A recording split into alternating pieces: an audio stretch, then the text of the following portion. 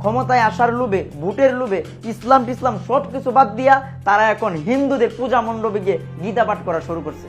আপনারা স্পষ্টভাবে বলেন আমরা একটা গণতান্ত্রিক দল, অন্যান্য দলের মতো আমরা কোনো ইসলাম প্রতিষ্ঠা করতে চাই না, এটা বলে দেন। রাসূল সাল্লাল্লাহু আলাইহি সাল্লামের এই দুনিয়াতে আগমন হয়েছে মূর্তি ভাঙ্গার জন্য, কিন্তু জামাত ইসলামের আমির সে পূজাকে আপনার শুভেচ্ছা জানাইতেছে, তার নেতারা যায় আপনার এই পূজা থেকে গীতা পাঠ করতেছে। এটা কিসের ইসলাম? আমি তো এটা আমার বুঝে আসে না। আপনি একটা দলের আমির হয়ে, জামাত ইসলামের আমির, আপনি পূজাকে সমর্থন করতেছেন এবং সেই পূজাকে শুভেচ্ছা জানাইতেছেন, আপনি তাহলে কতটুকু ধর্মহীনতার ভিতরে আছেন?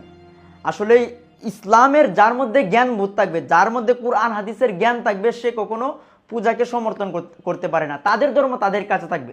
আরেকটা বিষয় হলো ধর্ম যার যার উৎসব সবার, ধর্ম যার যার উৎসব সবার, ঠিক আছে, এরকম কথা বলে এই কথাটা হলো সম্পূর্ণ একটি কুফরি কালাম।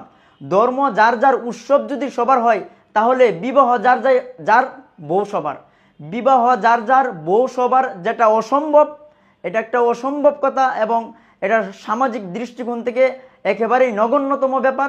ঠিক তেমনিভাবে ধর্ম যার উৎসব সবার, এটাও একটা অসম্ভব এবং নগণ্যতম একটা বিষয়, যা সামাজিক দৃষ্টিকোণ থেকে, ইসলামী দৃষ্টিকোণ থেকে কোনো নির্ভরযোগ্যতা নেই। এখন জামাতে ইসলামের আমির তিনি কোন প্রেক্ষিতে এই আপনার শুভেচ্ছা জানিয়েছে হিন্দুদেরকে, এটা আমার জানা নাই, তবে এই বিষয়ে তাকে স্পষ্ট করা দরকার।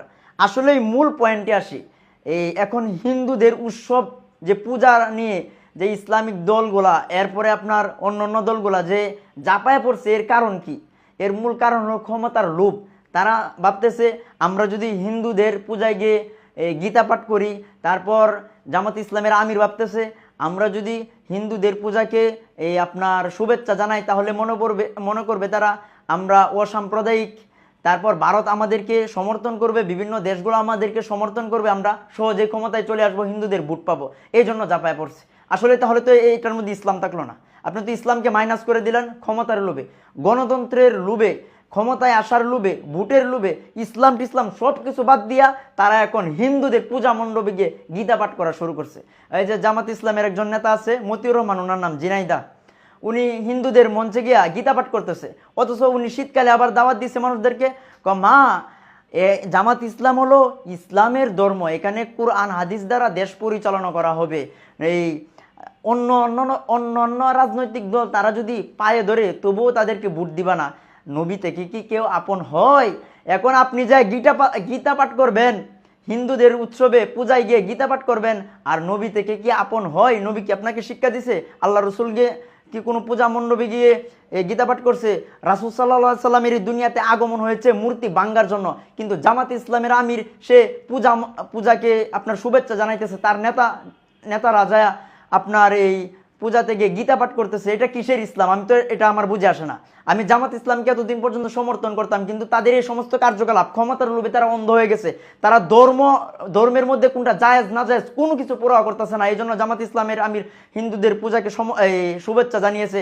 ওদের নেতারা যারা এমপি ছিল, গত এমপি ছিল, সাবেক এমপি, ওরা যায় গীতা পাঠ করতেছে, মতিউর রহমান, এরপরে প্রণাম করতেছে, যা ইচ্ছা তাই করতেছে। আসলে এদের মধ্যে ইসলাম মূলত উদ্দেশ্য না, ইসলাম প্রতিষ্ঠা করা আমি মোটে মনে করি উদ্দেশ্য না। কারণ ইসলাম তো সমর্থন করে না। যদি ইসলাম প্রতিষ্ঠা করতে চায়, যদি ইসলামী মনোভাব, যদি ইসলামী শিক্ষা তাদের মধ্যে থাকে, তাহলে তো তাদের সাথে পূজার কোনো সম্পর্ক থাকতে পারে না। ধর্ম যার উৎসব সবার, এই কথা বলার বৈধতা ইসলাম কখনোই দেয় না। আপনি যদি মুসলমান স্বীকার করেন, নিজেকে মুসলমান হিসেবে দাবি করেন, তাহলে পূজাকে আপনি কখনো সমর্থন করতে পারেন না। তাদের পূজা তাদের কাছে থাকবে, আপনাকে কেন পূজাকে শুভেচ্ছা জানাইতে হবে, গিয়ে গীতা পাঠ করতে হবে পূজা মণ্ডপে? এটা আপনার তো একটা ভাওতাবাজি। আপনারা স্পষ্টভাবে বলেন আমরা একটা গণতান্ত্রিক দল, অন্যান্য দলের মতো আমরা কোনো ইসলাম প্রতিষ্ঠা করতে চাই না, এটা বলে দেন।